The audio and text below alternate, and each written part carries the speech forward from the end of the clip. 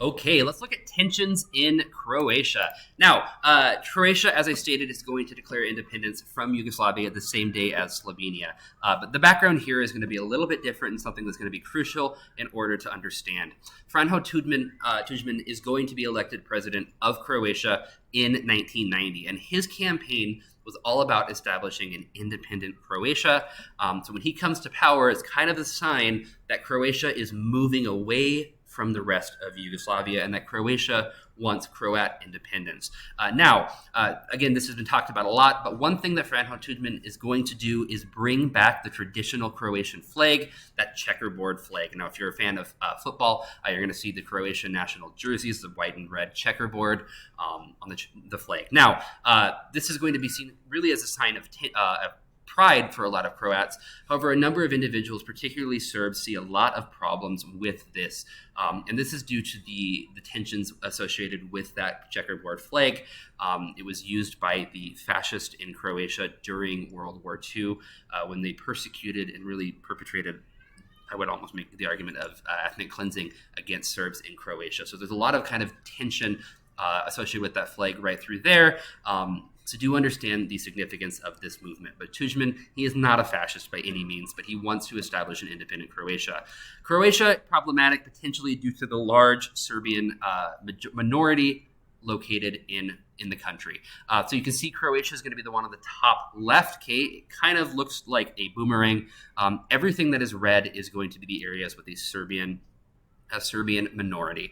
So if you can look right through there within the border, you've got large Serbian populations in Croatia, particularly along the border with Bosnia-Herzegovina, right in the middle of the country, okay, that long, narrow coast going down the Adriatic Sea, and then also in the areas bordering Vojvodina in the autonomous region in northern Serbia. Serbian politicians, as a result of Tudjman's election as president, are going to organize an independence referendum in August of 1990, where they're going to be stating that they're going to break away from Croatia. So right here, we're really seeing a fracturing of Yugoslavia, particularly within Croatia. And the fighting is going to start in Croatia before the independence referendum of June 1990, June 25th, 1990. This is going to bring us to the Log Revolution, which is a blockade of Dalmatia from the rest of the coast. Okay, so if we're looking back on this previous section right through here, that long, narrow strip going down is going to be the Dalmatian coast. Again, you can see that area of red right down the middle. This is going to be that blockade case controlled by the Serbs. And this is going to be done because they're going to mostly just cut down trees and use them to block down the road. Now, there's going to be a twofold goal of this log revolution. Number one is to hurt the referendum turnout of Croatian independence. They want to make sure that their people are not voting in favor of Croatian independence because it's going to be problematic. And they can see that if this happens, they are going to be pulled away from Yugoslavia, something they don't want because they have a Serb majority in Yugoslavia. Additionally, it's going to mean they're going to have to force to break away from the rest of Croatia. Number two, this is going to hurt the tourism industry of Dalmatia. Dalmatia is a beautiful, beautiful region. Southern Croatia, cities like Dubrovnik and the Adriatic coast, just beautiful beaches with clear blue water. Large number of individuals would like to go here to be tourists and just go on vacation. So if you can block this road and cause instability, you're going to hurt the tourism industry, which is going to financially hurt the Croats, those who would be wanting independence. So there's kind of a twofold goal here. One, hurt the independence referendum of Croatia. Two, disrupt tourism. Minor fighting is going to be starting here before full-scale war breaks out in 1991.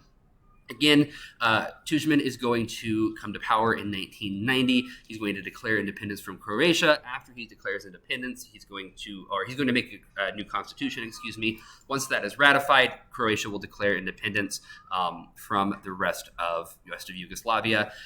They're going to have their independence referendum on May 19th, 1991. This referendum is going to be heavily one-sided. 94% of those who voted were in favor of the referendum. However, it's incredibly kind of skewed due to the fact that the Serbs boycotted the election. So the majority of people voting were in favor of independence. So if you have the majority of the people voting already in favor of something, and the people who aren't in favor of something aren't voting, of course, it's going to be one-sided. So it's heavily in favor of independence. Therefore, Croatia is now going to be breaking apart from the rest of Yugoslavia. Declaring independence June 25th, 1991. It's going to be delayed 3 months as a result of the Brioni Agreement, just like with Slovenia. The difference with Slovenia is that was a fairly peaceful kind of situation, all in all. That is simply not going to be the case in Croatia. The JNA, which is the Yugoslav National Army, is going to disarm Slovene and Croat units before this independence happens because they do not want them to have the weapons. This is going to be very easy for them to do, largely because 70% of the officers, so those kind of controlling the Yugoslav army, are going to be either Serbian or Montenegrin. Montenegro has a very close relationship with Serbia. Really what Serbia is going to be wanting, they're going to be doing here. So the fact that 70% of them were not Slovene or Croat, but instead Serbian and Montenegrin, means it's very easy for the Yugoslav army and the Serbian leadership within the Yugoslav army to stop the Slovenes and the Croats from having any weapons. They're going to be cited against going against the Croatian idea of independence. Again, majority of those in the army and the officers would have been Serbian. Therefore, they're not going to be in favor of a Croatian independence. They're going to side with the Serbs who want to stay a part of the rest of the region of Yugoslavia. And then they're going to form the Republic of Serbia and Krajina. This is going to be a Serbian majority area within Croatia. So you can see in blue right through here, these are going to be the Serbian areas, again, blocking off the Dalmatian coast from the rest of Croatia, kind of creating an exclave of Croatia right through there. And they're going to form an independent state December 19th, 1991. So again, Croatia has broken off from Yugoslavia, and Serbia and Krajina is going to break off from the rest of Croatia. So really fracturing going on right through here. The United Nations is going to issue an arms embargo on Yugoslavia, and this is done to prevent an escalation in the violence. This violence is really starting to rise here. They don't want it to get any worse. Therefore, they issue this arms embargo. No arms are getting into Yugoslavia or any of the former Yugoslav countries. The Croatian Serbs are not going to be impacted because they're going to be supplied by the Yugoslav National Army, which already has the arms, and the arms they have taken from Slovenia and Croatia. The Croats, on the other hand, going to be in a bit of a situation because they don't have the ability to get arms. The JNA then is going to move in to fight, and war is going to really break out shortly after. Questions, comments, let me know. The actual conflict and the actual war is going to be talked about in the next video. Stay tuned. See you later. Good luck.